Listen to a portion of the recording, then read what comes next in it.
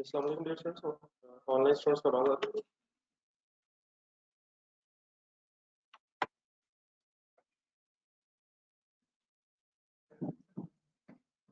चलिए रजिस्टर्ड वाला जो कल पढ़ रहे थे एक नजर वाइज पर मैं से शुरू करता हूँ। इधर माउस ऊपर रखते हैं।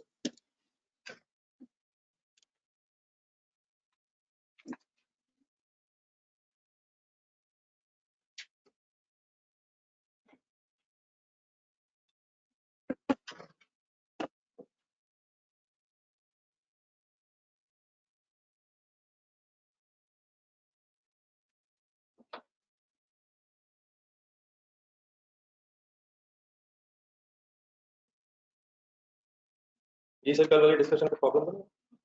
हेड वाला सर आ गया था क्या? हेड हुआ क्या लेसन?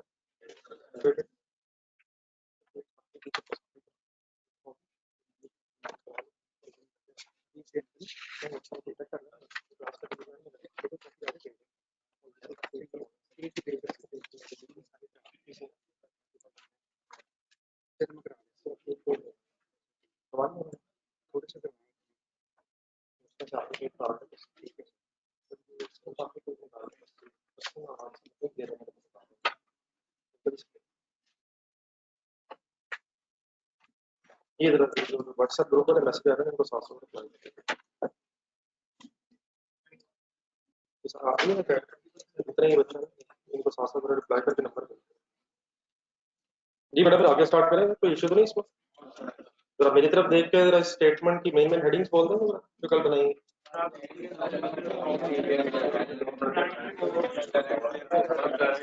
चलिए अपना अपना बोलना सर, उसी को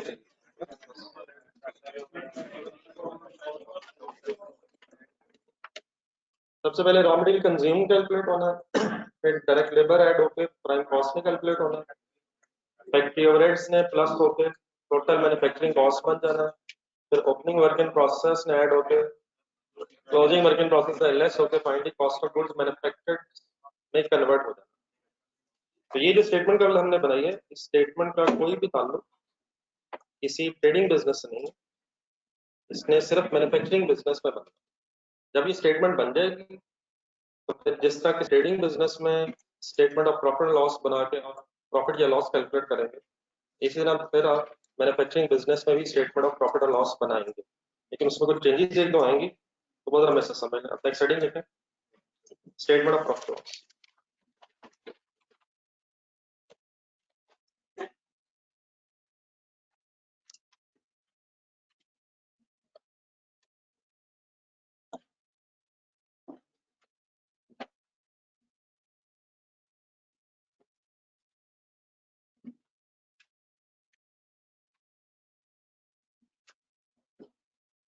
स्टेटमेंट ऑफ प्रॉफिट और loss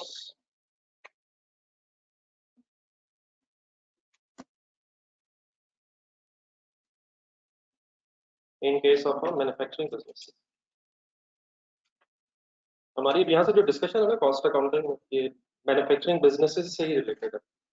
trading business financial accounting में तो चलता रहेगा, लेकिन कॉस्ट अकाउंटिंग सारी मैन्युफैक्चरिंग बिजनेस ही के एंगल से है। इसलिए cost of goods manufactured statement बार बार बनेगी और उसी के एंगल से फिर आप अपना स्टेटमेंट ऑफ प्रॉफिट लॉस भी ध्यान रखें। तो इन case of manufacturing business bracket करें।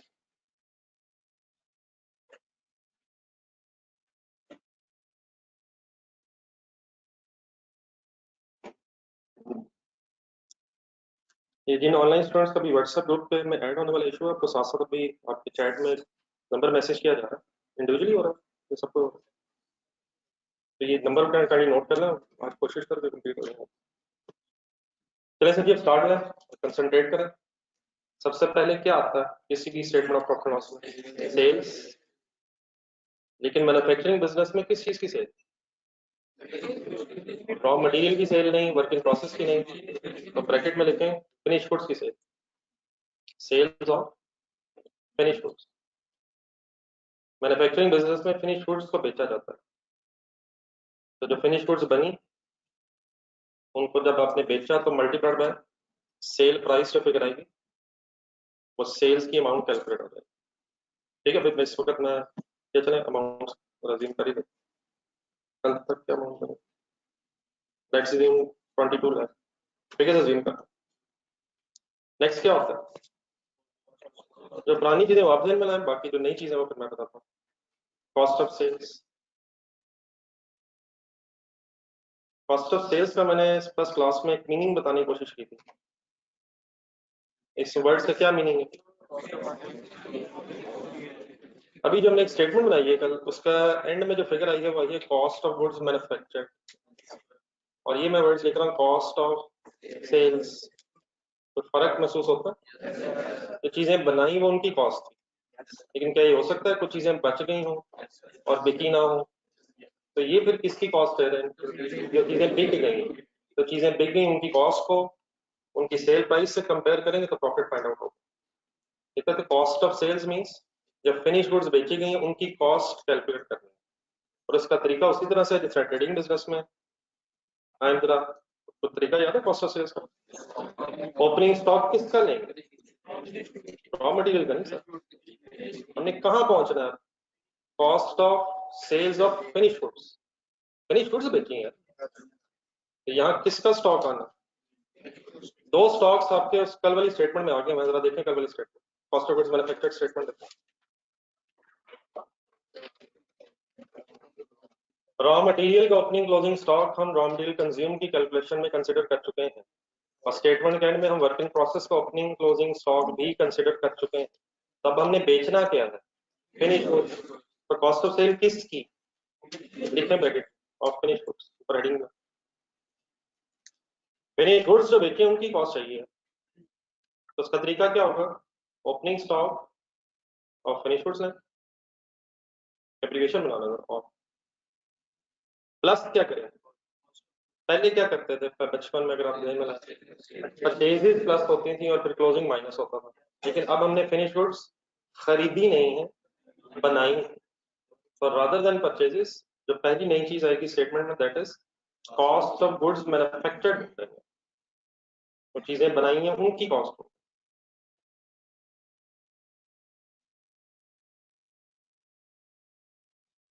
आपने इस मैन्युफैक्चरिंग बिजनेस में खरीदा क्या है? तो रॉ मटेरियल की परचेज आप कंसिडर कर चुके हैं अपनी cost of goods manufactured statement में, तो खरीदा उसको है लेकिन बेच किसको रहे हैं? और फिनिश गुड्स को बना के बेच रहे हैं, प्रोड्यूस किया, मैन्युफैक्चर की। तो वो अमाउंट जो कल हमने कैलकुलेट की है वो फिर इस opening finish goods for example अगर 3 लाख रुपीज की है, तो कल वाली फाइनल फिगर बताया क्या आई? 1,5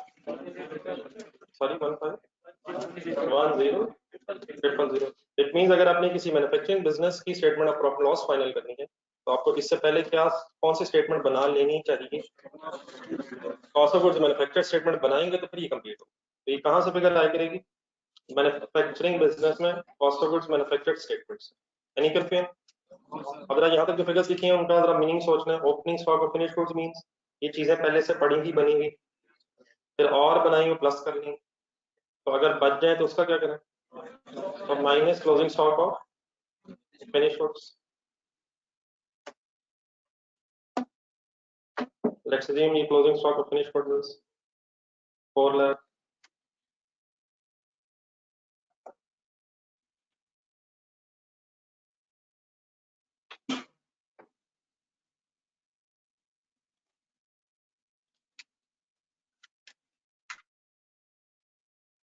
अब यहाँ प्लस जो कॉस्ट ऑफ गुड्स मैन्युफैक्चर्ड है इसमें कैरी इनवर्ड्स वगैरह यहाँ नहीं आएगा, वो क्यों?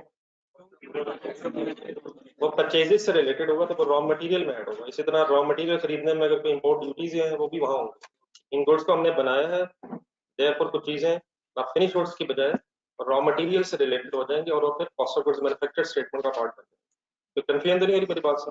इसे सॉल्व करना जरा फिगर्स मैंने लिखे।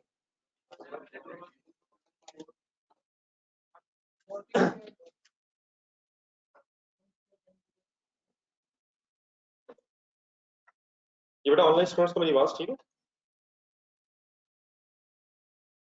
ये कुछ हजरात का 2-3 हजरात का शायद वॉइस का इशू है, ये स्पेसिफिकली आपका जरा इंडिविजुअल लग रहा है मेरे, ओवरऑल तो कोई इशू नहीं लग रहा। काइंडली जरा अपने कनेक्शन ही देखें। GDF फिगर बताइए।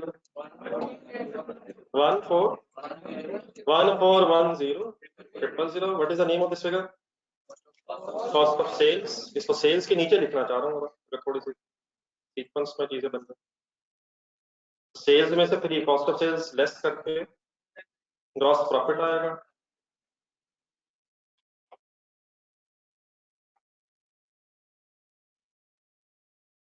ये आंसर बता दो। 790,000।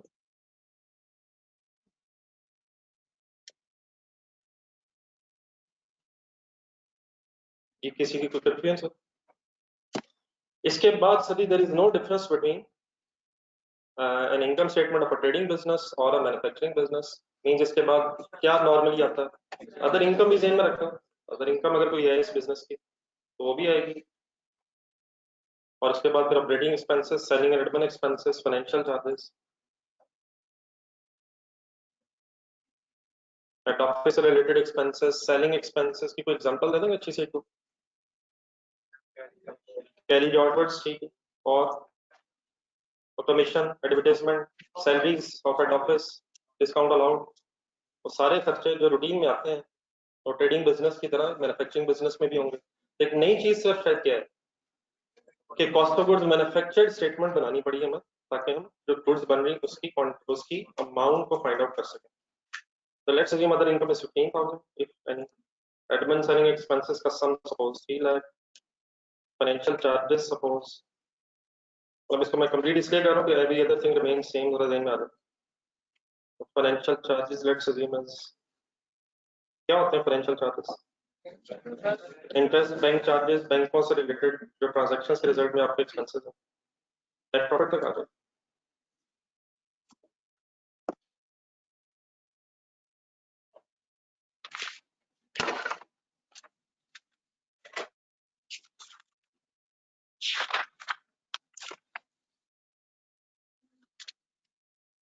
सॉरी जिन हजरात ने जरा FA1 में ये चीजें पढ़ी हुई हैं, कुछ बच्चे हमारे साथ जरा नए हैं, तो बस आज शायद पुरानी बहसें खत्म हो जाएंगी। आपके लिए भी नई चीजें आ रही थी बीच में हजरात। सर देने लगी है सर, बस ये हफ्ता गुजर जाने दें, फिर इंशाल्लाह देखेंगे हफ्ता के बाद। नेट प्रॉफिट बताइए सर।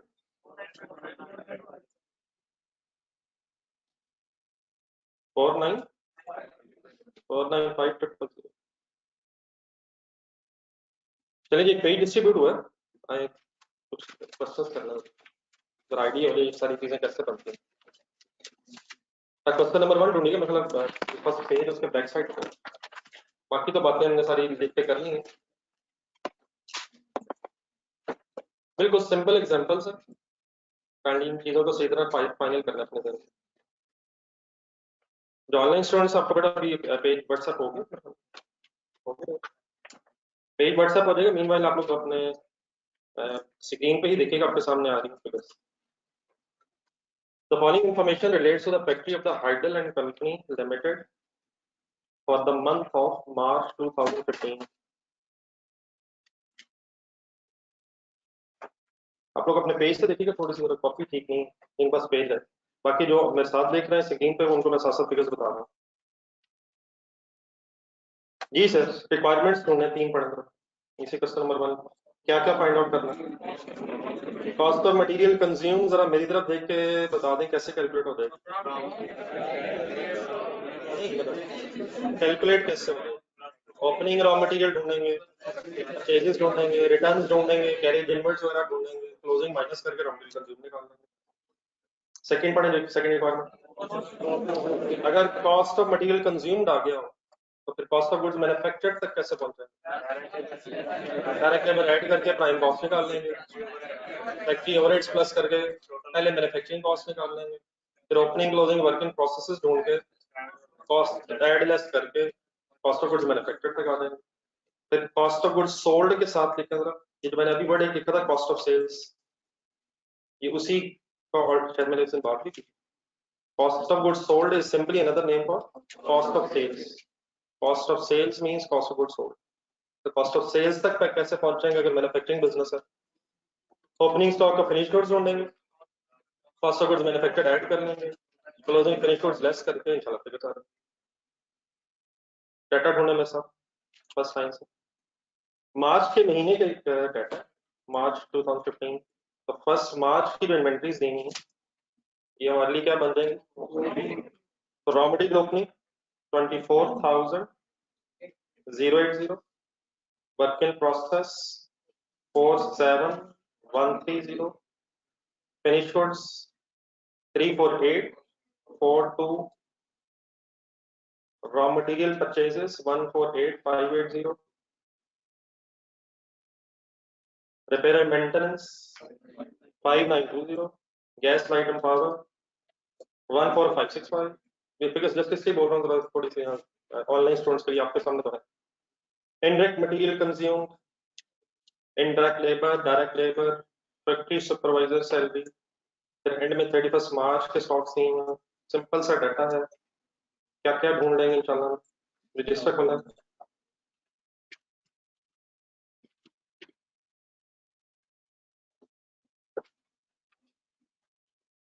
इंशाल्लाह इस वीकेंड तक बुक आपको किसी न किसी तरह अवेलेबल हो जाएगी। जरा 2-3 दिन पेजी से संभाल कर रखिएगा।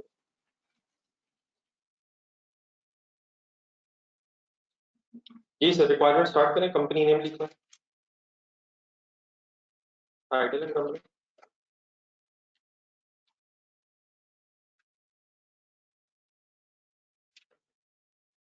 कॉस्ट ऑफ मटेरियल कंज्यूम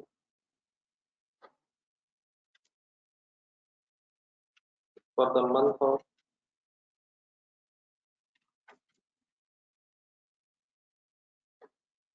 मार्च 15। अब देखेंगे फॉर एग्जांपल इन रिक्वायरमेंट्स की जगह ये कहता हूँ, पहली 2 रिक्वायरमेंट्स की जगह कि cost of goods manufactured statement बनाए, तो फिर हम cost of goods manufactured statement की हेडिंग लिखते वो सब कुछ लिख लेते जो लिखा, लेकिन उसी उसने शायद उस स्टेटमेंट के एंगल से पहली 2 रिक्वायरमेंट्स अलग कर दी हैं।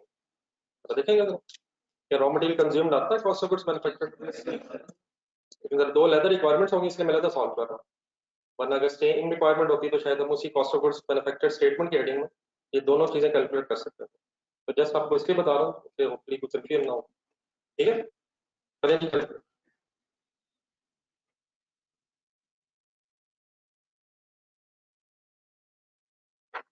जी सर, ओपनिंग रॉ मटेरियल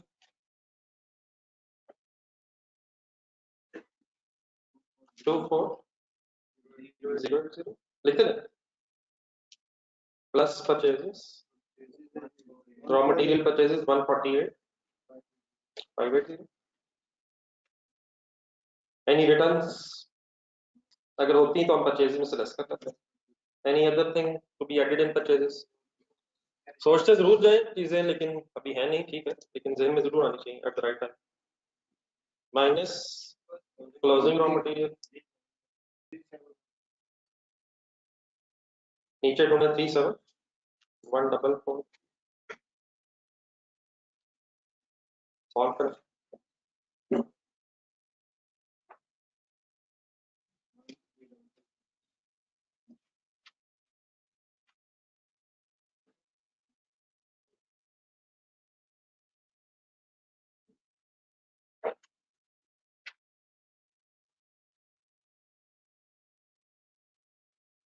ये 135,516।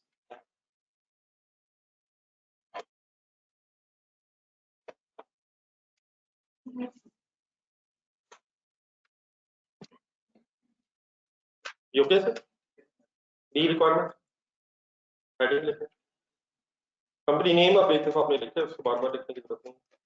कॉस्ट ऑफ गुड्स मैन्युफैक्चर्ड,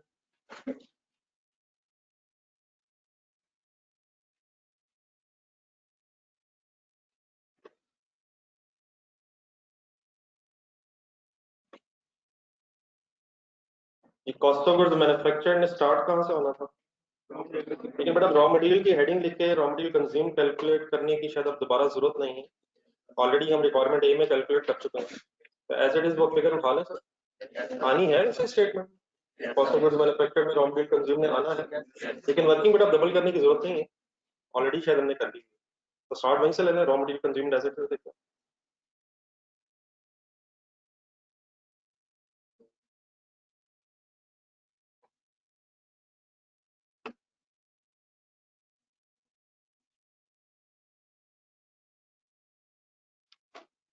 ये पार्ट ए की रिक्वायरमेंट सिर्फ थी कि आपने मटेरियल कंज्यूम निकालना, ठीक है सर।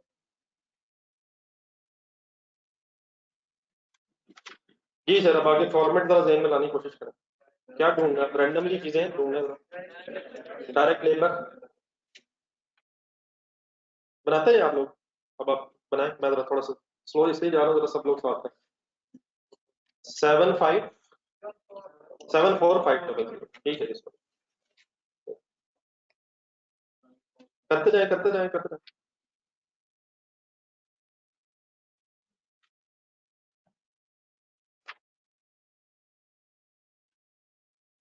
ऑनलाइन स्टोर से मेरे साथ देख लीजिएगा डाटा, इस पर शायद आपके लिए अदरवाइज देखना मुश्किल हो। तो 74500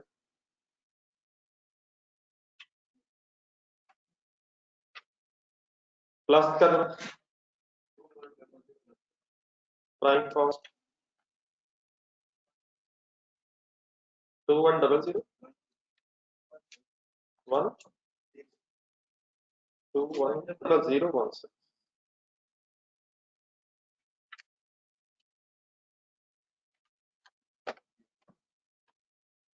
Next heading is factory average means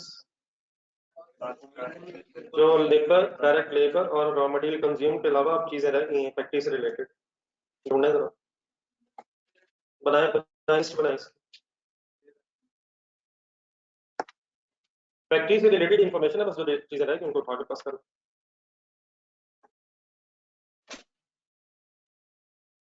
repair and maintenance is 5924 5924।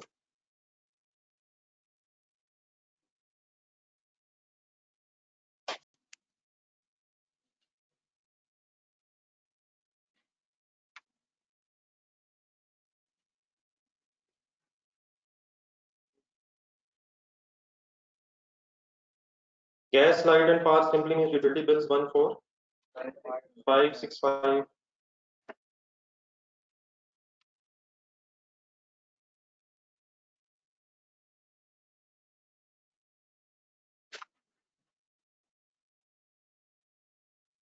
14565। Indirect material T480।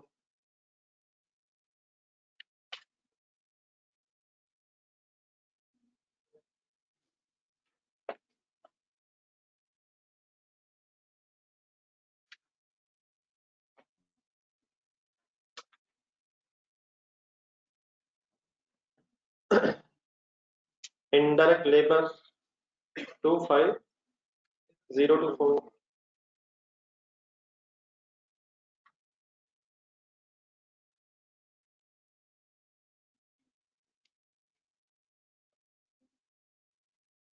जी इसके बाद डायरेक्ट लेबर तो हमने वैसे ले लिया प्राइम कॉस्ट में। Find the factory supervisor salary.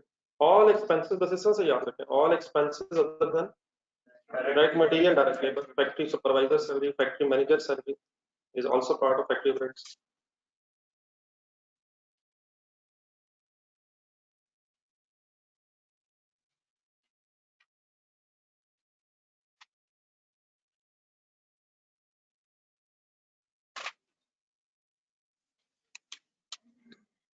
Confusion तो नहीं सर?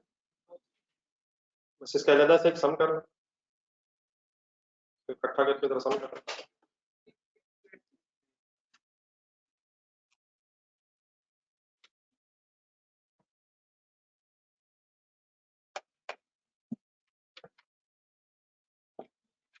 जी साहब, फैक्ट्री ओवरहेड्स का टोटल 63283।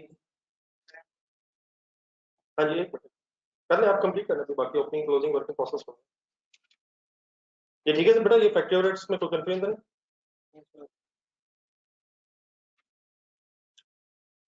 वैसे सब लोग बोर्ड से देख के लिख रहे हैं, मतलब ये बता देंगे क्या बोर्ड से देख के लिखा जा रहा है? पेज से देख के लिखे सर, बस एंड में फिगर्स में से मैच कर लें, बस मैं मैच ही कर रहा हूँ। ये शाम हो गया इफेक्टिव रेट। नेक्स्ट सब क्या करना? नहीं सर, ये जाना है उस साइड। ओपनिंग वर्किंग प्रोसेस कैसे है? पहले टोटल होना है सर, किस किस का? Prime cost plus factory overheads, total manufacturing cost find out करें।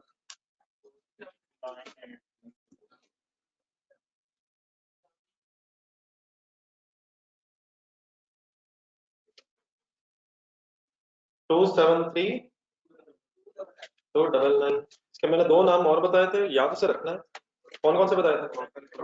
फैक्ट्री कॉस्ट भी और प्रोडक्शन कॉस्ट भी लिखा, आप यही दिया गया था। कैसे है ये figure? Prime cost plus factory overheads. आगे चलो, opening work in process,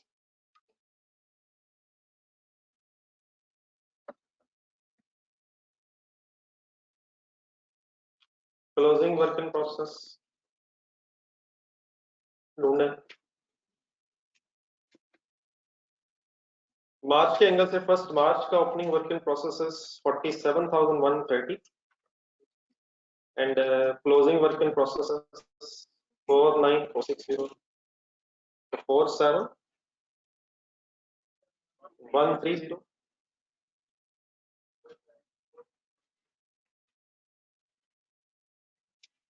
and closing work in processes 4946.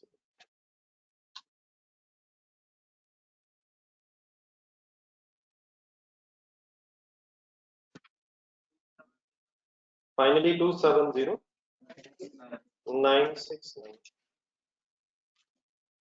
and the final figure is called as cost of goods manufactured.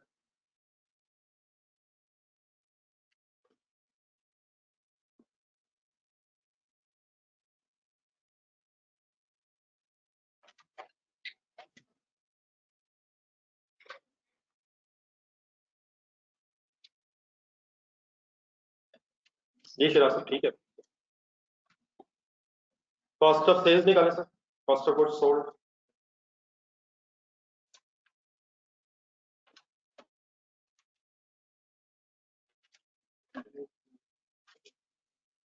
इधर कंप्लीट कर देंगे, देखते हैं पेजेस नीचे ऊपर जो है होगा।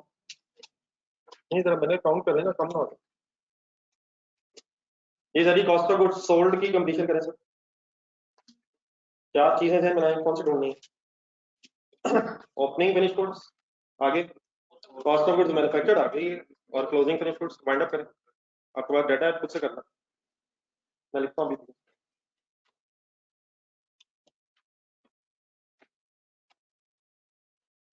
जो ऑनलाइन स्टूडेंट्स भी करनी खुद से कर लें, मैंने आपके सामने क्वेश्चन कर दिया।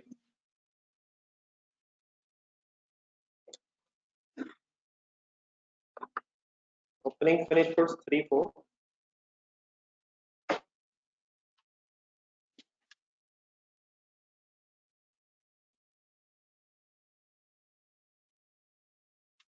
Three four 842 and closing is 32956। इस फॉर्मेट सही फाइनली याद रखना है।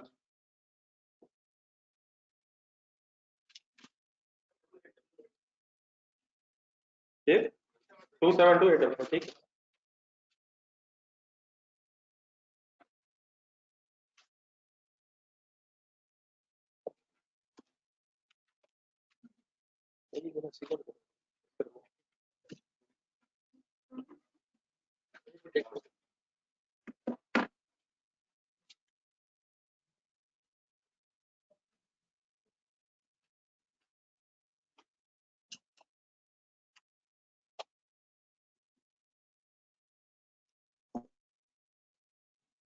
ओपनिंग फिनिश गुड्स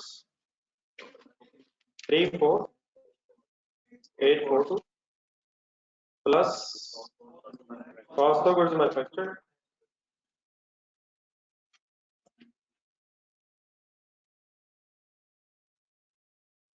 270,969, ठीक है sir. Closing finish goods 32956 and finally 27288। 855।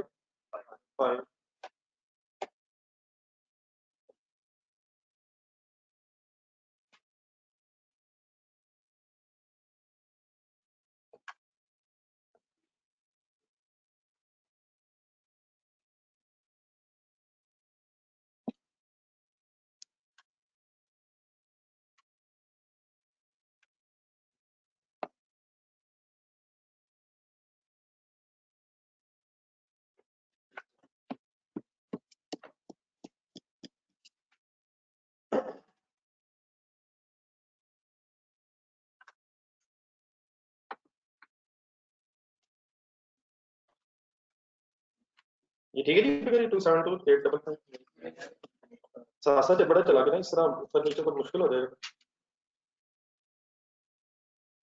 इकट्ठे नहीं सारे।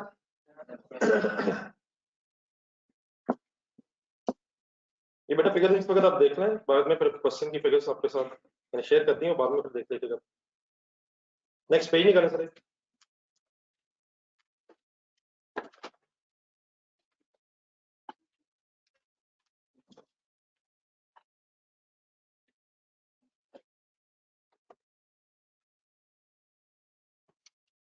ये तो सब इंशाल्लाह आज हो जाएगा, आप टेंशन ना लें, आज का कर ली।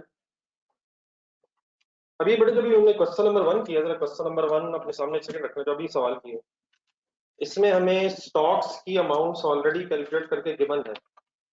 रेडी गिवन है सर, रेडी होने एक नई चीज आ रही है, ओपनिंग क्लोजिंग स्टॉक्स की फिगर्स कैलकुलेट करके बता दी गई हैं, लेकिन समटाइम्स ये भी हो सकता है कि हमें स्टॉक्स की फिगर्स कैलकुलेट करनी पड़ जाए। तो रॉ मटेरियल के स्टॉक्स भी हैं मैन्युफैक्चरिंग बिजनेस में, वर्क इन प्रोसेस को भी कैसे मेजर किया जाता है, फिनिश गुड्स को भी कैसे मेजर किया जाता है, ये सब कुछ हमें पता होना चाहिए। लेकिन स्टॉक्स की कैलकुलेशन में मैं अपनी डिस्कशन सबसे पहले स्टार्ट करूंगा, लिखे heading calculation of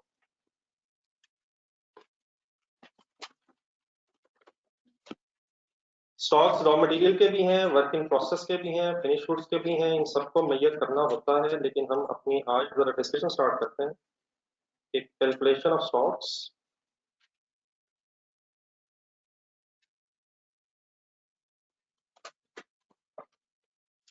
of finish goods. पहले जरा फिनिश गुड्स से डिस्कशन करेंगे, कुछ अर्से बाद फिर वर्क इन प्रोसेस पे जाएंगे, और फिर कुछ अर्से बाद रॉ मटेरियल की भी बहस करेंगे, क्योंकि उन स्टॉक्स को मेजर करना पड़ता है। Calculation of stocks of finish goods. अगर आपको फिनिश गुड्स की क्वांटिटी पता चल जाए, क्वांटिटी मींस कितने यूनिट्स पड़े हैं, तो उनकी अमाउंट डिटरमिन करने का तरीका क्या होगा, ये मैं डिस्कस करने लगा हूँ। मेरी हेडिंग का मीनिंग क्या है, क्या करने लगे हम? जब फिनिश गुड्स का स्टॉक पड़ा है, उसकी अमाउंट कैसे कैलकुलेट हो।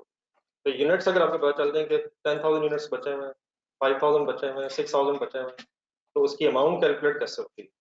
अब जैसे भी ये कैलकुलेट होती है, आपको इसका आइडिया पहले भी कुछ ना कुछ है। स्टॉक्स को मेजर करने के दो मेथड्स होते हैं, तो वही 5 और वेटेड एवरेज का बिल सुने, यहाँ भी एप्लीकेबल है। तो there are two methods to calculate stocks of finish goods, amount of cost stocks of finish goods. तो मेथड्स के नाम लिखना। FIFO भी, FIFO means first in first out, and secondly weighted average. बस सिर्फ फर्क ये है कि पहले आपने ये फॉर्मूलाज ट्रेडिंग बिजनेस के एंगल से पढ़े हुए हैं, और आज हम ये फॉर्मूलाज मैन्युफैक्चरिंग बिजनेस के एंगल से पढ़ने लगे। रेडी, रेडी है सर?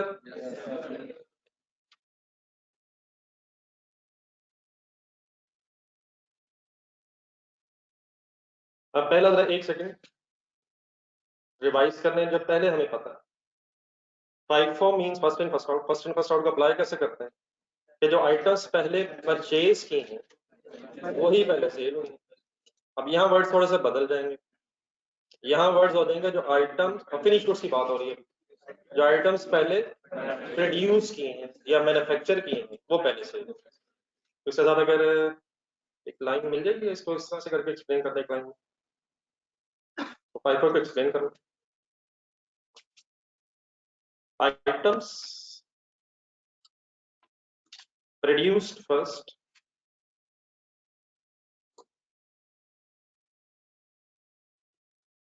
अब मैं कभी वर्ड बोलूंगा मैन्युफैक्चर्ड, कभी प्रोड्यूस्ड, तो ये इंटरचेंजेबल वर्ड्स ऐसे ही प्रोड्यूस्ड मैन्युफैक्चर्ड इंटरचेंजेबली यूज किए जा सकते हैं।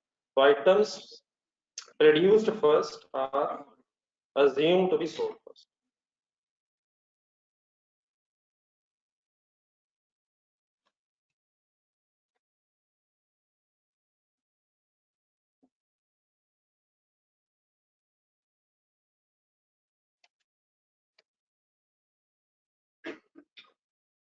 बट कैंडी साथ साथ चला करें, जूम आउट कर दें, पूरा सवाल दिखा दें, आंसर दिखा दें, ये क्या बात है? साथ साथ तो मैं कर रहा था। अब इस वजह से छोड़े, साथ साथ प्लीज छोड़ दें उसे, बाद में देख लीजिए। Items produced first are assumed to be sold first। तब अगर फॉर एग्जांपल मैं आपसे कहूं कि 1000 यूनिट्स बच गए हैं फिनिश गुड्स के, तो ये कहां से बचे होंगे? अर्लीस्ट प्रोडक्शन में से बचे होंगे या एंड वाली प्रोडक्शन में से बचे होंगे? क्यों क्यों क्यों बचे? पहली प्रोडक्शन तो सेल होगी, जो पहले प्रोड्यूस हुए हैं वो सेल हो गए, तो जो एंड में पड़े हैं फिर वो लेटेस्ट प्रोडक्शन में से बचे हैं। तो सर जस्ट एक आई थिंक वर्ड बदल रहा है, परचेज की बजाय प्रोडक्शन एक वर्ड आ रहा है। बाकी डेफिनेटली भी क्वेश्चन की तरफ चलता है। इसी तरह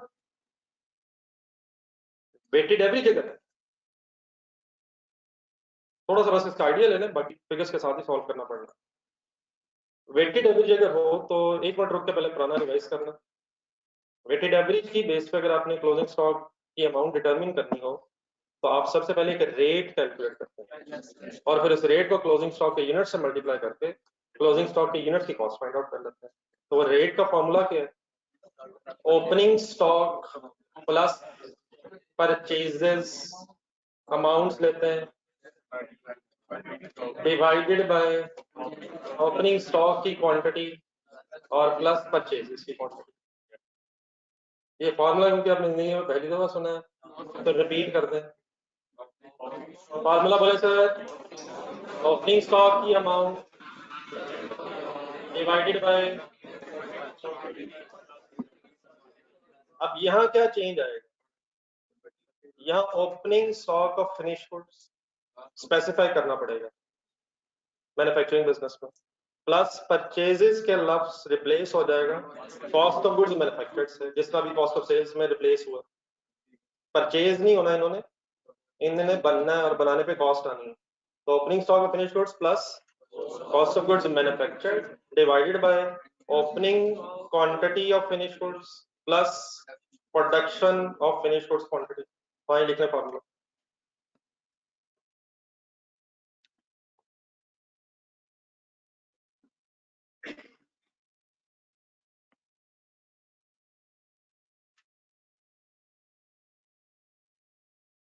opening stock of finish goods plus cost of goods manufactured, एक एब्रिविएशन बना दो बस, पेज बच जाएगी। COGM stands for cost of goods manufactured. इनकी अमाउंट्स लेंगे, ओपनिंग फिनिश गुड्स की अमाउंट भी और कॉस्ट ऑफ गुड्स मैन्युफैक्चर्ड तो अमाउंट ही है। मींस पहले अमाउंट ढूंढ लें और इनको फिर रिस्पेक्टिव क्वांटिटी से डिवाइड कर देंगे। Opening stock of finish goods quantity units कर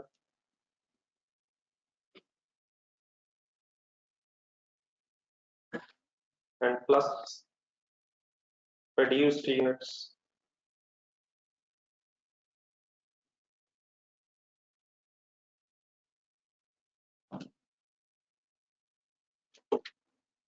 मेरी कोई एप्लीकेशन अगर नहीं समझ आ रही, COGM किससे क्या बोले? Any issue? इसे क्या होगा?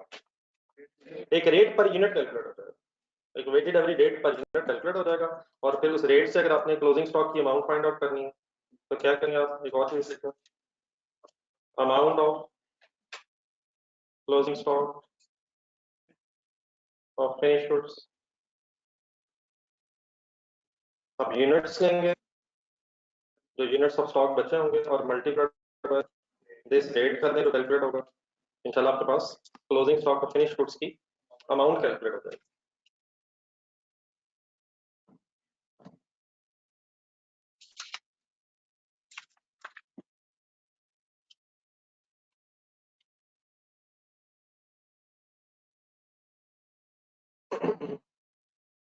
ये ऑनलाइन स्टूडेंट सब लिखेंगे तो जरा बता दीजिए। जो लिख लें जरा क्वेश्चन नंबर 2 सामने रखो।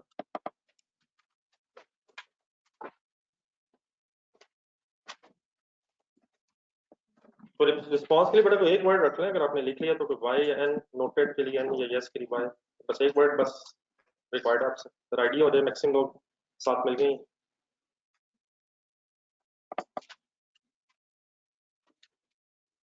ये हमेशा इसको रिपीट बेटा करने की जरूरत नहीं, इसकी एप्लीकेशन अभी करते हैं, इस फार्मूले को अप्लाई करते हैं। चलिए जी क्वेश्चन नंबर 2 का डाटा सामने रखें।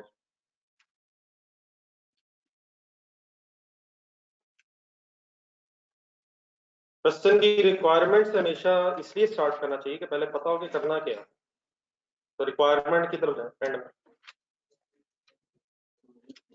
compute the value of closing stock of finished goods as on 31st August 2008 based on weighted average भी और FIFO। तो अलग-अलग दो वर्किंग्स हो जाएंगी। करना हमने क्या है कि क्लोजिंग स्टॉक की, फिनिश गुड्स के क्लोजिंग स्टॉक की वैल्यू डिटरमिन करनी है। इसके नीचे एक नोट लिखा है, उसकी जब जरूरत पड़ेगी फिर पढ़ते हैं। फर्स्ट लाइन पे आ जाए। Enckel Enterprises produces a single product. Produces means manufacturing business, बनाती है। On 31st July 2008, the finished goods stock consisted of 4,000 units valued at 220 per unit, and the stock of raw material was worth 5,40,000. Dates are underline करो।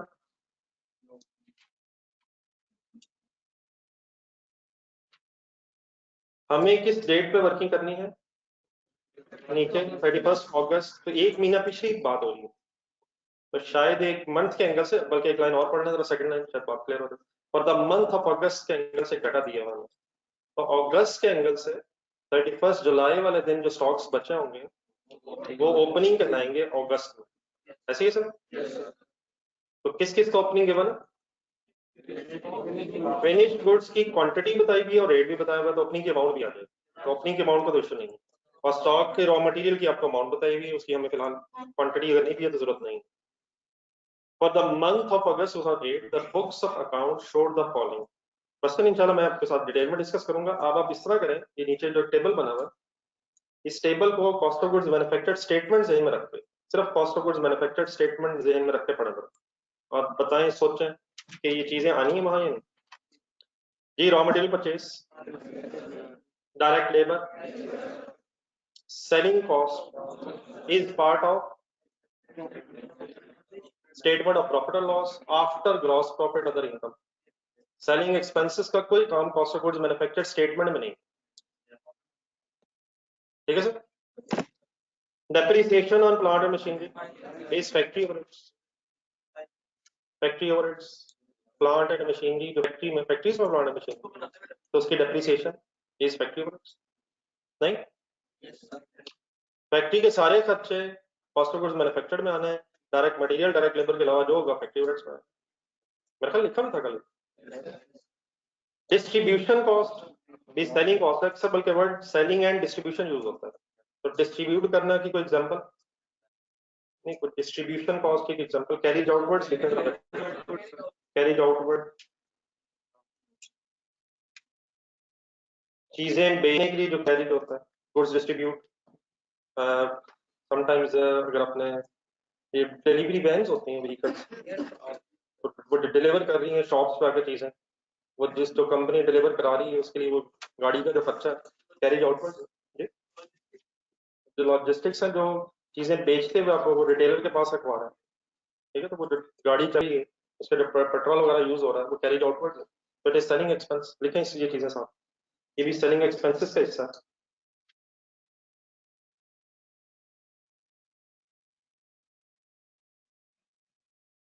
Factory manager salary sir,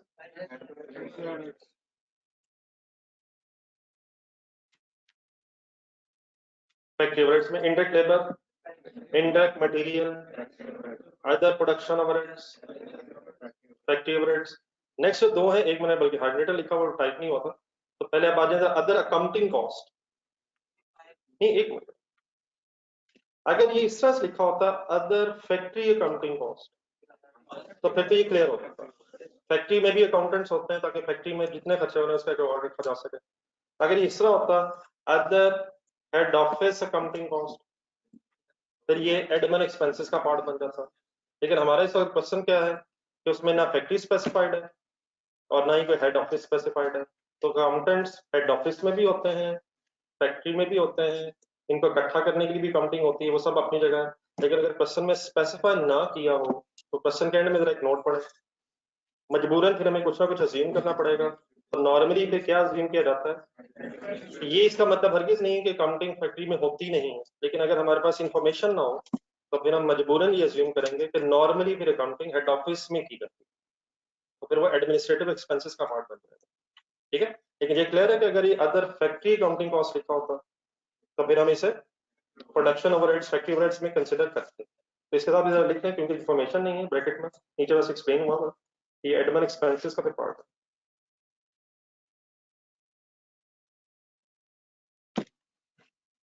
इन word से कुछ थोड़ा सा जरा use to रहना आपने। Admin expenses जब मैं बोलता हूँ या सेलिंग एक्सपेंसेस बोलता हूँ तो आई मीन्स टू से कि statement of profit and loss में after calculation of gross profit and writing other income, उसके बाद फिर हेडिंग है। और अगर मैं फैक्ट्री ओवरहेड्स बोल रहा हूँ तो आई मीन्स टू से कॉस्ट ऑफ गुड्स मैन्युफैक्चर्ड और उसमें फिर प्राइम कॉस्ट ऐड हो। ठीक है, देन बेटा लिखा हुआ है अदर एडमिनिस्ट्रेटिव ओवरहेड्स, ये तो क्लियरली स्पेसिफाइड है।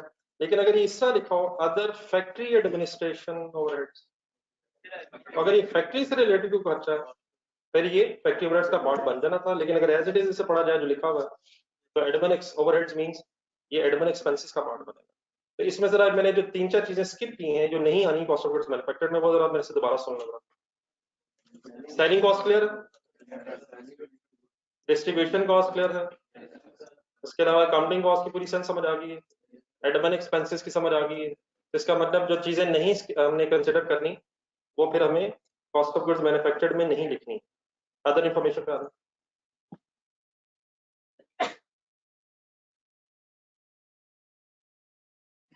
जी बेटा साथ अगर आप साथ साथ नहीं डेली बेसिस पे चलेंगे फिर ये आपके क्वेश्चन इसी तरह के होंगे, इनको अगर आप खुद भी पढ़ें तो मेरे ख्याल आपको खुद एहसास हो जाएगा कि आप क्या कह रहे हैं। Number 1 sir, 8,000 units of finished goods were produced during the August, ये किस चीज की इंफॉर्मेशन मिल गई, प्रोडक्शन की मिल गई सर अगस्त में। Number 2, value of the raw material पे 31 अगस्त मींस क्लोजिंग रॉ मटेरियल मिल गया। Number 3, opening work in process नहीं था, हाउएवर क्लोजिंग है, ओपनिंग नहीं था तो ओपनिंग डैश हो जाएगा, क्लोजिंग है तो लेस हो जाएगा। और फाइनली फिनिश गुड्स की 5,000 यूनिट्स अवेलेबल हैं स्टॉक में और इन्हीं की शायद हमने वैल्यू फाइंड आउट करनी है by using both of the methods weighted average as well as FIFO. Register खोल लें और एक एक वर्किंग कंसंट्रेशन से सुन के फाइनल करें।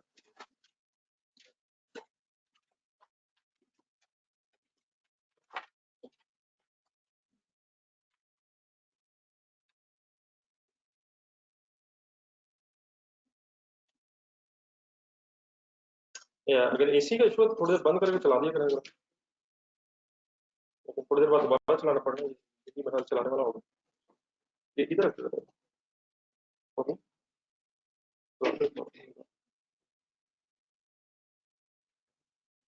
उधर जरा देखे वो बच्चा, उधर आ जाओ वापस बंद कर देते हैं। एसी की वजह से बैठे हैं, वैसे ही नींद तो नहीं आ रही, टेक लगा।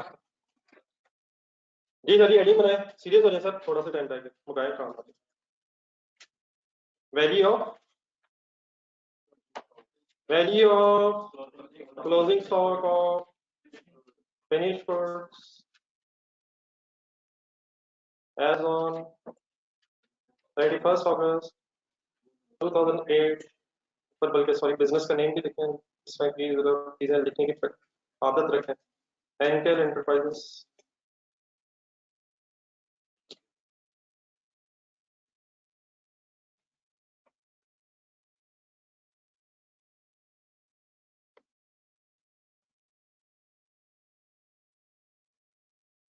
अब दो बेटा अलग मेथड्स हैं, इनकी अलग हम वर्किंग करते हैं। तो first of all by using weighted average.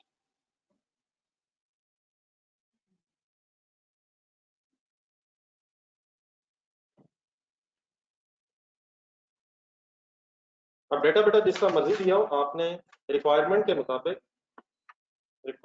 के मुताबिक इस क्वेश्चन को के डाटा को फिर अरेंज करना है। मतलब मेरी इस बात का ये है कि अब डेफिनेटली हमने क्लोजिंग स्टॉक और फिनिश गुड्स की वैल्यू फाइंड आउट करनी है और वेटेड एवरेज फाइंड आउट से करनी है, तो सीक्वेंस सही ज़हन में रखना है। सबसे पहले क्या करना पड़ेगा, हमें रेट नहीं, कोई कॉस्ट ऑफ गुड मैंने अगर उसमें जरूरत पड़ेगी तो करेंगे।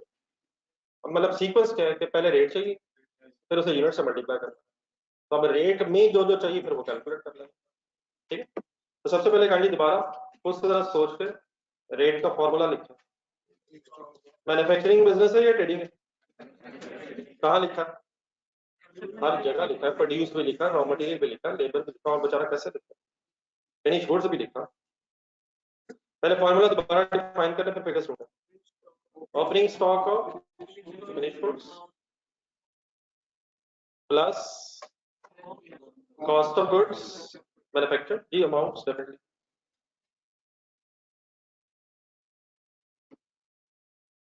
Then opening stock of finished goods quantity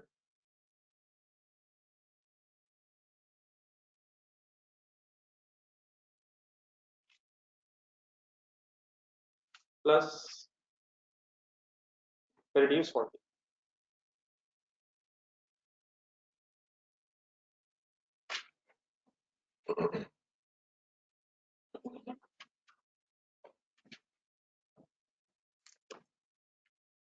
जी ढूंढने फिगर्स अवेलेबल है बहुत सारे, फर्स्ट लाइन में दे। Opening stock of finish goods की अमाउंट कैसे डिटरमिन करें? 4000 यूनिट्स हैं, 220 पर यूनिट दिया हुआ है, मल्टीप्लाई करें तो 4000 multiplied by 220, please use calculator. 4000 into 220 880। आप डेफिनेटली 80,000 एज इट इज लिख रहे हैं, मैं सिर्फ इसकी वर्किंग जरा सामने शो करना चाह रहा हूँ ब्रैकेट। ठीक है, 880,000। Done sir, done sir. Cost of goods manufactured की अमाउंट बताएं, अवेलेबल है या कैलकुलेट करनी पड़ेगी? तो इसके लिए बड़ा ब्रेक इस तरह से वर्किंग वन का रेफरेंस दे रहे हैं, वर्किंग करते हैं, फिर फिगर निकाल लेते हैं वहां से। अंडरस्टैंडेबल है, लेकिन जरा क्वांटिटीज चाहिए है कि बाकी चीजें ढूंढ लें, तो इस फॉर्मूले में बाकी चीजें आनी।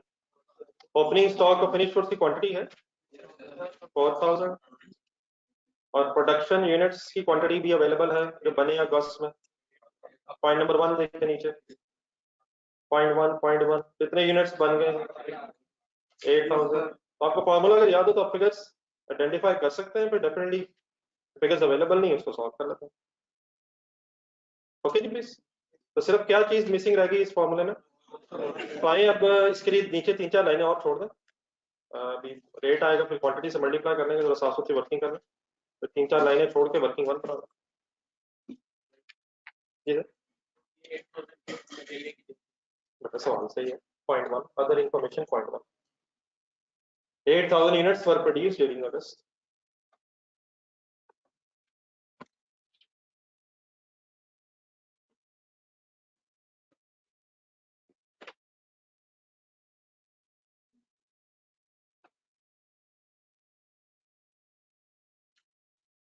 मेरा ख्याल है कि आप लोगों को 5 मिनट मुझे देने चाहिए कि आपको स्टेटमेंट बनाए, क्या है पेज है सर, बनाए सर स्टेटमेंट।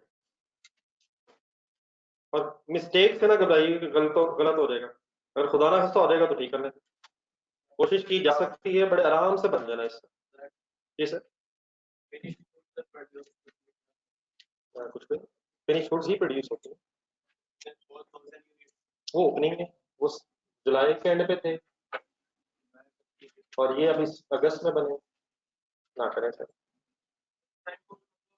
सर जी पूरा करते हैं, पूरा करते पूरा एंड तक कॉस्ट ऑफ गुड्स मैन्युफैक्चर। साथ वाले भाई को भी करने दें, अपने वर्किंग पे कैलकुलेटर रख लेकर कर दिया।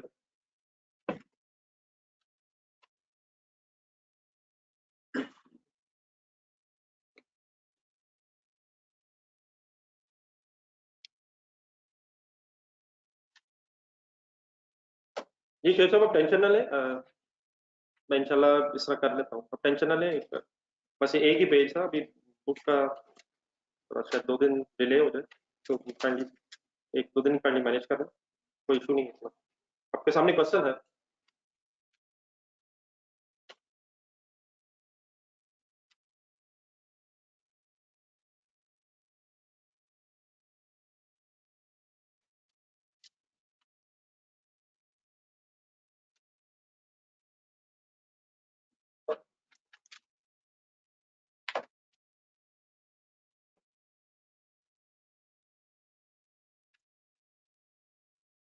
बेटा हेडिंग कौन सी देखनी है? क्वेश्चन देख के आपने कॉस्ट ऑफ गुड्स मैन्युफैक्चर्ड बनानी है। जी मतलब सब कोशिश करें, अल्हम्दुलिल्लाह आपको सही नजर आ रहा है, इस तरह ना करें। ये वाला कंपैरेटिवली सही नजर आ रहा है, वो ठीक है, वो पहले वाला नहीं आ रहा। मायूसी ना फैलाएं मदर साहब।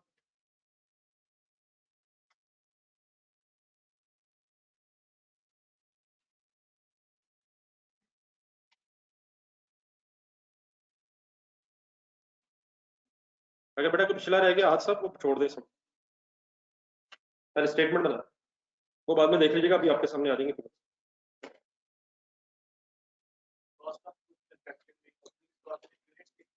सर ये अमाउंट लिखनी क्या हो गया सर, जाता है तुम मान लो, ये कैसे सवाल? सर ये मासूमियत खत्म करनी होगी सर। कब से? अभी से।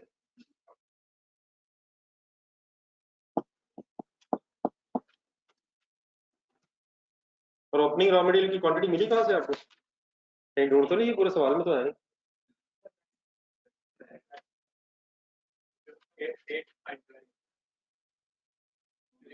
वो फिनिश गुड्स का रेट फाइंड आउट हो रहा है,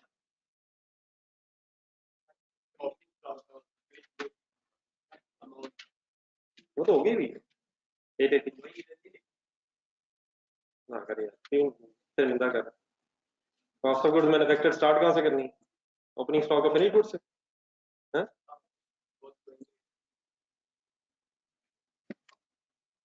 थोड़ा सा नजदीक आ रहा है। कल से इधर बैठा, इसका मजा नहीं आ रहा।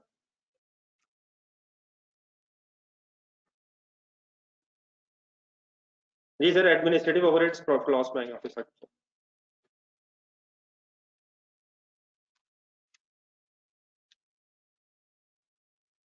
जो हजरात मेरी तरफ देख रहे हैं, इट इज अज्यूम कि उनके आंसर आ गए होंगे। बता दें आंसर। नहीं नहीं, एक मिनट। जी सर है 16। ठीक ठीक।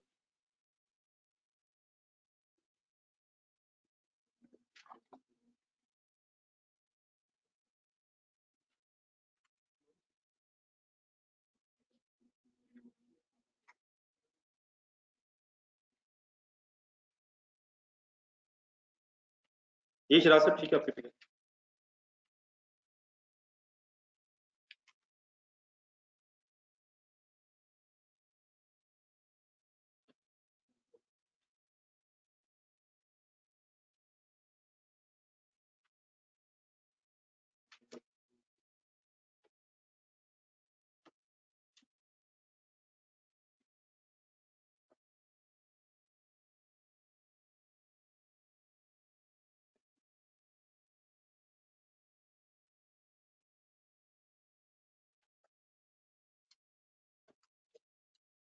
ये ठीक है, जिनका 1674600 वो ठीक है। और अगर आपने बेटा थाउजेंड्स में किया तो ये भी ठीक है, 1675। 209092 नहीं है सही। देखना कैलकुलेशन एरर नहीं करेंगे।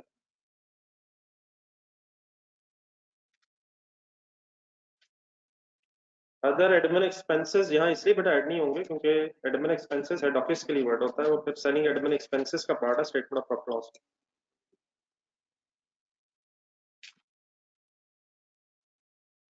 जी सभी इस वक्त क्वेश्चन की तरफ ध्यान दें, ये किन जगहों पड़ गए।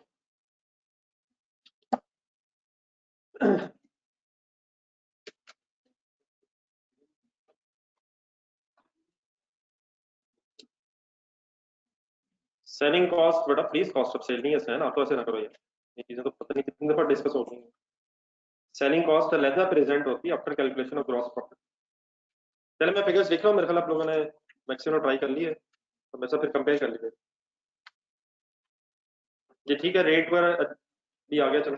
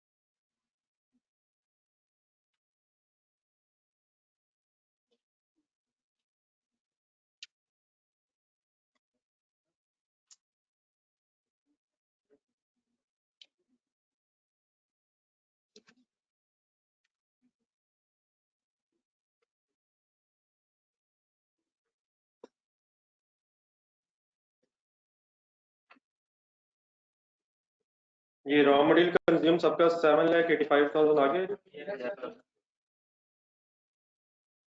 तो कंफ्यूजन नहीं sir, 785 plus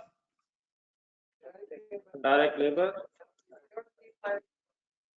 7,35,000,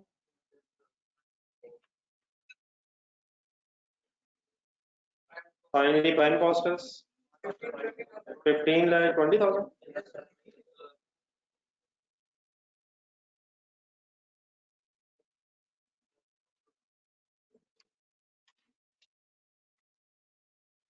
factory overheads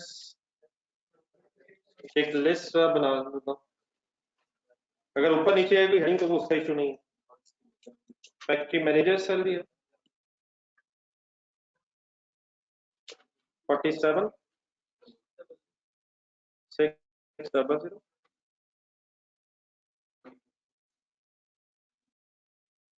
indirect material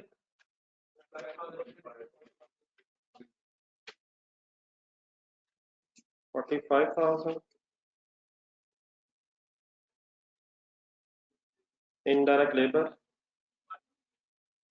1,48,000। Depreciation factory assets की जो डेप्रिसिएशन है फैक्ट्री ओवरहेड्स का पार्ट है। और अगर कोई सेलिंग और एडमिन सेलिंग एडमिन डिपार्टमेंट में कोई अगर एसेट है तो उसकी डेप्रिसिएशन सेलिंग एडमिन एक्सपेंसेस का हिस्सा। ठीक है, क्या फैक्ट्री ओवरहेड्स में सारे एसेट्स की डेप्रिसिएशन या सिर्फ फैक्ट्री एसेट्स की? सिर्फ फैक्ट्री एसेट्स की। इसी तरह इंश्योरेंस अगर हो तो सिर्फ फैक्ट्री से रिलेटेड यहाँ, और अगर हेड ऑफिस के किसी एसेट से रिलेटेड है तो उसकी डेप्रिसिएशन भी इंश्योरेंस भी वो सेलिंग एडमिन एक्सपेंसेस का पार्ट है। ठीक है, ये सिर्फ फैक्ट्री के खर्चे पूरे हो रहे हैं। जी definitely depreciation for the period, ये सारा फॉर द पीरियड। अगर एक महीने की बात हो रही है, एक महीने की, पूरा साल है तो पूरा साल। ये डेप्रिसिएशन 80,000 मैंने ये बेटा मैंने सिखा कि कोई ऊपर नीचे शायद हेडिंग्स होगी तो अगर उसमें इशू नहीं, डेप्रिसिएशन भी आएगी, अदर प्रोडक्शन ओवरहेड्स भी आएंगे। 84,000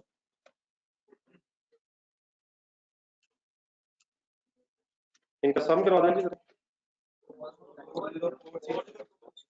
नहीं कैंडीज का सिर्फ 404,600। ठीक है जी सबका, सबका ओके बेटा। मैन्युफैक्चरिंग कॉस्ट बन जाएगी, total manufacturing cost 19,24,600। Cost of goods manufactured लेकिन फाइंड आउट करनी है। Next opening work in process, बस ना भी लिखे तो डैश है वैसे। Closing work in process 250,000 and finally cost of goods manufactured is 16,74,600।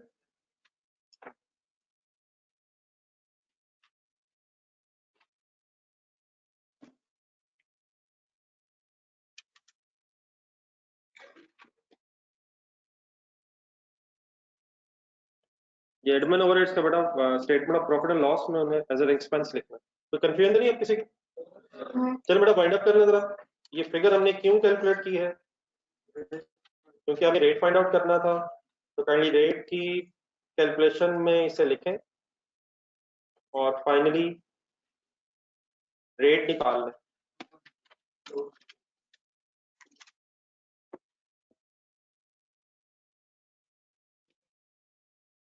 ये स्टेटमेंट बना चुके हैं सर? ये ऑनलाइन स्टूडेंट्स प्लीज ये स्टेटमेंट बन गई, काइंडली जरा फिगर आएगी तो देख लें।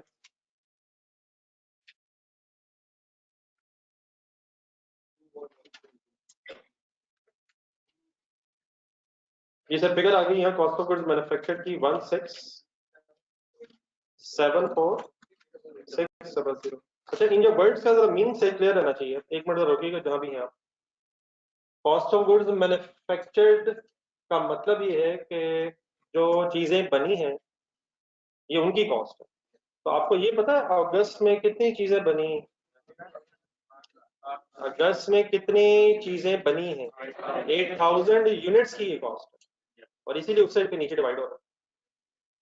It is cost of goods manufactured of 8000। और अगर हम पहली फिगर्स की तरफ देखें तो जो 8,80,000 यहाँ सॉल्व किया हुआ आपने, it is cost of 4000 unit. So simply amount को क्वांटिटी से डिवाइड कर। ये रेट बता दें 230। अच्छा, रेट के एंगल से एक फाइनल डिसीजन आज ही ले लें और काइंडली इसको बस फिर ऐसे ही रखिएगा। अब यकीन है आंसर पॉइंट्स में आ रहा है, तो राउंड ऑफ किया तो जा सकता है, लेकिन आप उसे पूरा रुपीज में राउंड ऑफ करने के बजाय काइंडली इस तरह से बस रूल आज फाइनल करना है कि 2 डिजिट्स तक जाए, लेकिन 2 डिजिट्स पे जाके राउंड ऑफ करें। पूरा राउंड ऑफ ना करें। रेट जब भी आए तो 2 डिजिट्स तक जाके राउंड ऑफ कर लें, और अगर अमाउंट आए, कोई रुपीज आए रेट के अलावा, जब आप मल्टीप्लाई कर देंगे तो उसको फिर रुपीज में राउंड ऑफ करें। तो काइंडली इस बहस में ना रहेगा, हम इन्हीं चीजों में टाइम अनफॉर्चुनेटली वेस्ट करते रहते हैं। तो मैंने क्या कहा उसका मतलब ये है, क्या आंसर आएगी आपका? 212.88 बस फाइनल होगी हर यूनिट। बस काइंडली अब इस पे फर्दर कोई बहस ना कीजिए। आइडिया है ना राउंडिंग ऑफ का? तो ये रेट आ गया। अब इस रेट का करना क्या था, कुछ बता देंगे?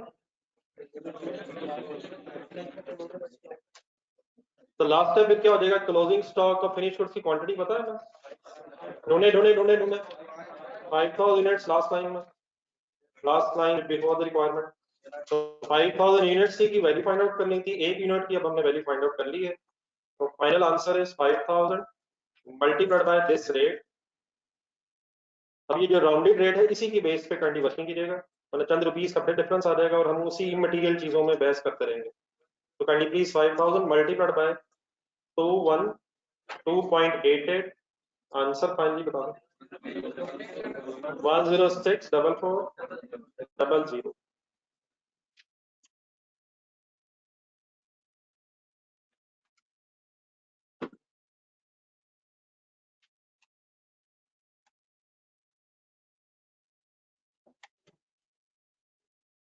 ये एहतशाम साहब और मेरे ख्याल कुछ ऑनलाइन स्टूडेंट्स भी, ये जो आप बात कर रहे हैं ये मेरा ख्याल है टेक्नोलॉजी को, एक सेकंड बेटा प्लीज, टेक्नोलॉजी को करनी बस उतना ही बड़ा यूज करें जितनी नेसेसरी है।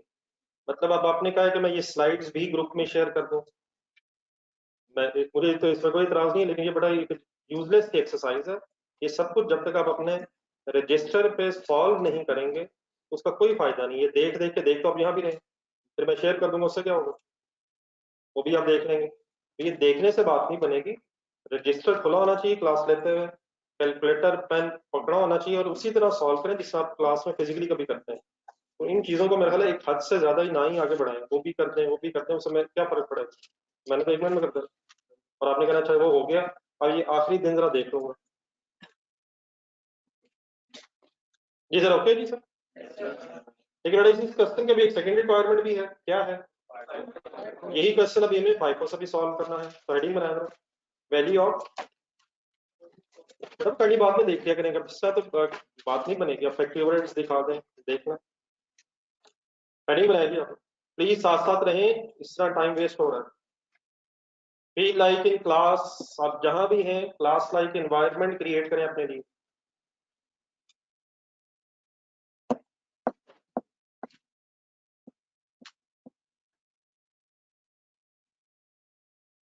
क्यों आप सब क्यों जल्दी नहीं लिखा जाता क्लास में, ये जवाब दीजिए। जब मैंने ये कहा आंखें बंद करें और आंखें खोली तो देखा सब कुछ लिखा हुआ है, तो काट ही है ना भाई साहब। अगर क्लास में नहीं जल्दी लिखा जाता पेपर में कैसे लिखेंगे? हर काम सही है सवाई पढ़ाई में। क्या मोबाइल पे मैसेज मोबाइल देखे बगैर किया जाता है? आराम से मेरी तरफ देख रहे होते हैं, गेम कहाँ से कहाँ निकली होती, जल्दी नहीं लिखा जाता। मैंने कौन सा 1 मिनट में लिखी? कोई पढ़ाई करने का कोई लॉजिकल वे, किसी तरीके से पढ़ाई हो सके, ये आप इससे जा सकते। कोई एक पॉसिबिलिटी, कोई 1% चांस के पढ़ भी सके हम। वेरी फिनिश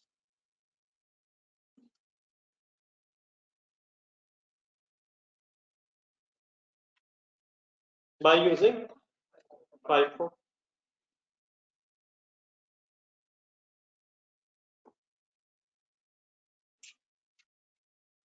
अब ये बेटा जो FIFO से वर्किंग करनी है, इसके लिए मेरी रिक्वेस्ट है कि अगर आप 5 मिनट पहले मुझे दे दें, क्योंकि डाटा तो सेम है, शायद कोई फिगर एज सच नहीं हमें यूज नहीं करनी। तो आप लोग इस तरह करें, जो अभी वेटेड एवरेज के बेस पे वर्किंग की हुई है उनको सामने रख लें, और ये जो मैं वर्किंग करने लगा हूँ, मैं जो फिगर्स आपसे पूछूंगा मुझे ढूंढ के बता दूंगा। एक प्रेजेंटेशन हम इस तरह से रख लेंगे ताकि फिगर समझने में भी और फिर लिखने में भी आपको आसानी हो। फर्स्ट इन फर्स्ट आउट को फिर मैं चाह रहा हूँ जरा थोड़ा सा रिवाइज भी कर दूं आपके जहन में, और आपके सामने फिगर्स भी आ जाए। मुझे सबसे पहले ये बता दें कि ओपनिंग स्टॉक और फिनिश गुड्स की क्वांटिटी और अमाउंट कितनी है? कोई नई चीज नहीं है, वही चीजों के अंदर फिर बहस है। 4000 यूनिट्स है और इनकी अमाउंट 8,80,000 फाइनल होगी, multiply by 2। Any confusion? Then फिर मुझे जरा ढूंढ दें कि यूनिट्स प्रोड्यूस कितने। 8,000 यूनिट्स प्रोड्यूस है।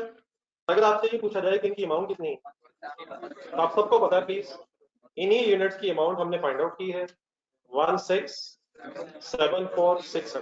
सोच रहे हो, कॉस्ट ऑफ गुड्स मैन्युफैक्चर्ड और गुड्स मैन्युफैक्चर्ड आर 8,000, तो ये इनकी अमाउंट है। एनी कंफ्यूजन है? देन सर उसके बाद आप मुझे ये बता दें कि क्लोजिंग स्टॉक के यूनिट्स कितने हैं। और क्या आप सबको पता है कि FIFO हो या वेटेड एवरेज हो, हमने इन्हीं 5,000 यूनिट्स की कॉस्ट फाइंड आउट करनी है। तो पहले हमने 5,000 यूनिट्स की कॉस्ट वेटेड एवरेज से फाइंड आउट कर ली है। अब अगर एग्जामिनर FIFO से कह रहा है तो इसकी अभी FIFO से इंशाल्लाह कर देते हैं। लेकिन FIFO से बड़ा अगर वर्किंग करनी हो तो सबसे पहले आपको कैलकुलेशन करनी चाहिए। उसकी क्या वजह है मैं बताता हूँ, लेकिन कैलकुलेटर जरा पकड़ा। ये यूनिट्स का डाटा देख के आपने ये बता सकते हैं कि हमने कितने यूनिट्स बेच दिए होंगे। ओपनिंग यूनिट से 4,000, प्रोड्यूस यूनिट से 8,000, तो टोटल अवेलेबल हो गए होंगे 12,000, 8,000, 4,000। फिर 5,000 यूनिट्स अगर बच गए हैं तो how many units would have been sold? तो इस तरह से सोल्ड यूनिट्स तक मैं पहुंच सकता हूँ। ये सही है मेरी calculation? 4,000 plus produce 8,000 minus 5,000 is equal to 7,000 units would have been sold based on this data. Definitely losses भी होते हैं, तो सब कुछ हो सकता है, लेकिन अगर इंफॉर्मेशन नहीं है तो मोस्ट प्रोबेबली इस पर ये सेल हो गए। Any confusion? लॉसेस भी आएंगे, सब कुछ आएगा, लेकिन फिलहाल इस डाटा की बेस पे एनी कंफ्यूजन। अब FIFO अगर है तो आपका स्टार्टिंग पॉइंट सोचने का होना चाहिए सोल्ड यूनिट्स से, मतलब फर्स्ट इन फर्स्ट आउट क्या है, जो पहले बने वही पहले बिके। अब 7,000 यूनिट्स बिके थे, 7,000 यूनिट्स बिके थे इस अगस्त के महीने में, तो कौन से यूनिट्स पहले बिके होंगे? इट मींस 4,000 यूनिट्स तो सारे बिके, जो पहले थे वो तो पिछले पीरियड में बने हुए, तो सबसे पहले तो वो ओपनिंग वाले बिके होंगे अगर हम फर्स्ट इन फर्स्ट आउट की बेस पे अप्लाई करें तो। और क्या फिर 8,000 में से भी कुछ बिके होंगे? कितने बिके होंगे सर? 3,000 यूनिट्स। तो ये 7,000 यूनिट्स का ब्रेकअप क्या हुआ? ये 4,000 ओपनिंग वाले बिके और 3,000 प्रोडक्शन में से बिके। तो प्रोडक्शन के टोटल यूनिट्स कितने थे? तो क्या फिर प्रोडक्शन में से ही 5,000 यूनिट्स बचे होंगे? तो बस ये हमारा काम है। अब अगर हमें ये पता चल गया कि ये 5,000 यूनिट्स प्रोडक्शन में से बचे हैं, ये क्लियर है सबको? ये क्लोजिंग वाले यूनिट्स प्रोडक्शन में से बचे हैं, तो अब हम क्या करें? कैलकुलेटर एक मिनट उठाएं। अब हमें अपने 5000 यूनिट्स को वैल्यू करते हुए ओपनिंग स्टॉक की क्वांटिटी और अमाउंट से कंसिडर कोई कंसर्न नहीं, वो तो बिक गए। तो हमें अपने आप पर यूनिट सिर्फ कहां से निकालना चाहिए, जहां से यूनिट्स बचे हैं। तो 1674 लिखे कैलकुलेटर पे, 1674600, इसकी बेस क्या है, divide by 8000 units. Why I am not considering the opening units, क्योंकि वहां से हमारा स्टॉक बचा ही नहीं। तो फाइफो में क्या ढूंढना होता है कि स्टॉक कहाँ से बचा है, और जहां से बचा है वहां से पर यूनिट निकालना है, और उसको फिर 5000 से मल्टीप्लाई करते हैं। तो कर ले वर्किंग, कर ले वर्किंग, कैसे कर लें, 1674600 डिवाइडेड बाय 8000। यहाँ तक जरा एक फाइनली रेट बताएं जरा, 209.33 पे बस राउंड अप करके खत्म करें पर यूनिट, और फाइनली इस पर यूनिट को किससे मल्टीप्लाई करना, करें मल्टीप्लाई, ठीक है बस कर लें फाइनल। मैं फिर लिख लेता हूँ, आपसे मैं पूछ लेता हूँ, आप लग कर लिखो, ये सारा डेटा नोट कर लें।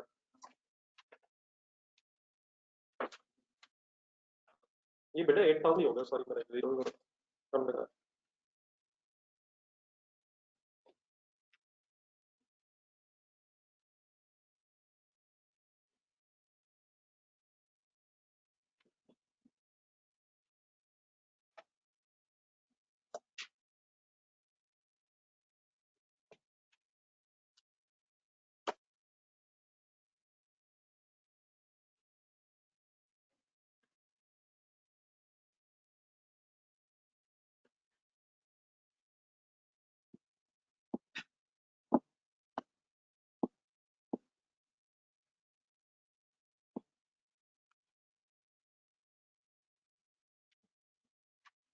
ये आप लोग क्लियर है,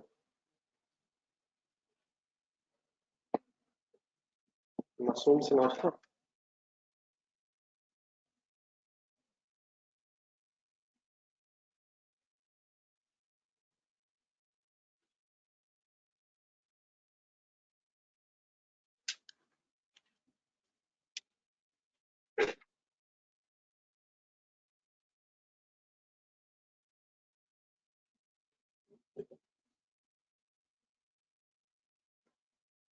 जो लास्ट टाइम में हजरात बैठे हैं, कुछ नजर आ रहा है?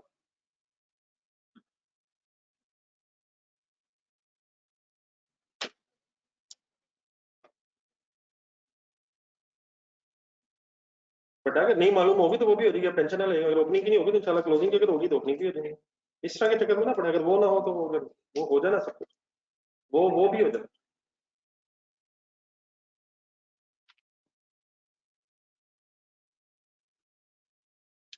जी फाइफो हो या वेटेड एवरेज, जो कॉस्ट ऑफ गुड्स मैन्युफैक्चर्ड आपको फाइंड आउट करनी ही थी, लेकिन उसको जो यूज है वो जरा थोड़ा सा डिफरेंट तरीके से हुआ, वो रेट में हुआ है, और यहाँ अदरवाइज आपको सिर्फ वहीं से रेट निकालना पड़ा। तो कॉस्ट ऑफ गुड्स मैन्युफैक्चर्ड आपको फाइंड आउट करनी ही पड़ेगी, चाहे फाइफो से वर्किंग है या वेटेड एवरेज से। 1674600 दोनों जगह यूज हुआ।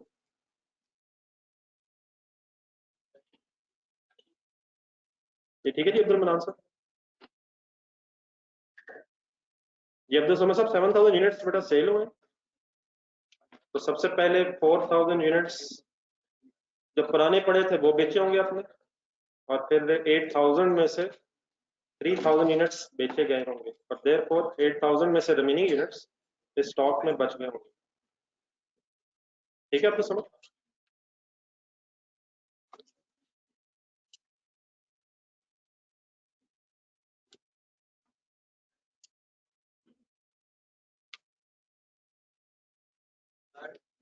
जी शहरियार साहब, ये जो आपने बात की, आई होप कि आपने बात आप कर तो दी है, लेकिन आज आप जरूर इसे 5 मिनट सोचेंगे कि आपने कहा क्या। तो इंशाल्लाह इस पर मुझे यकीन है कि कल आप मेरे से दोबारा डिस्कस कर लेंगे, आपको कोई गलत फहमी हुई। ठीक है शहरियार, ये आंसर बताइए सर। जी सर,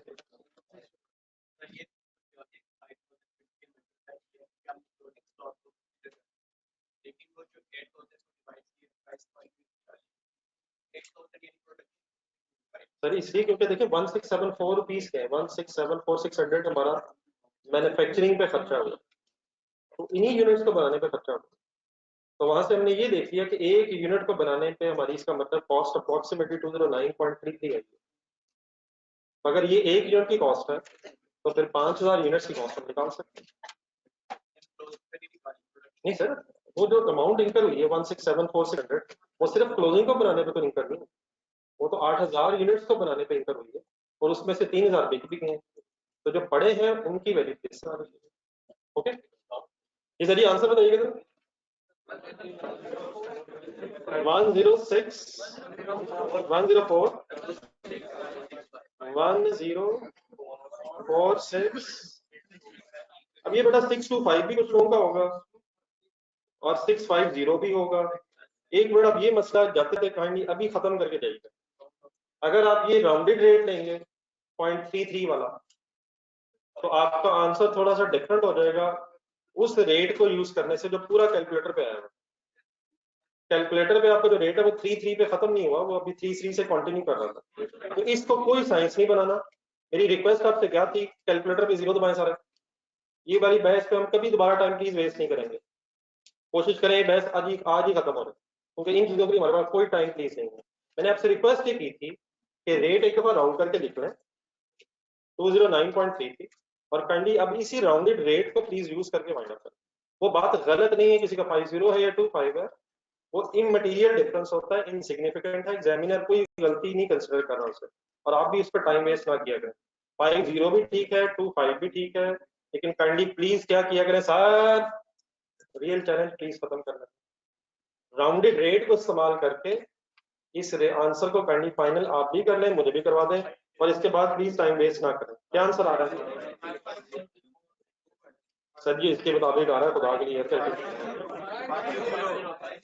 जो भी आ रहा है वो ठीक है, इंशाल्लाह आपने लिख लिया होगा। जाते हुए काइंडली एक मिनट पेज लिख देना, नीचे पहुंचा ना।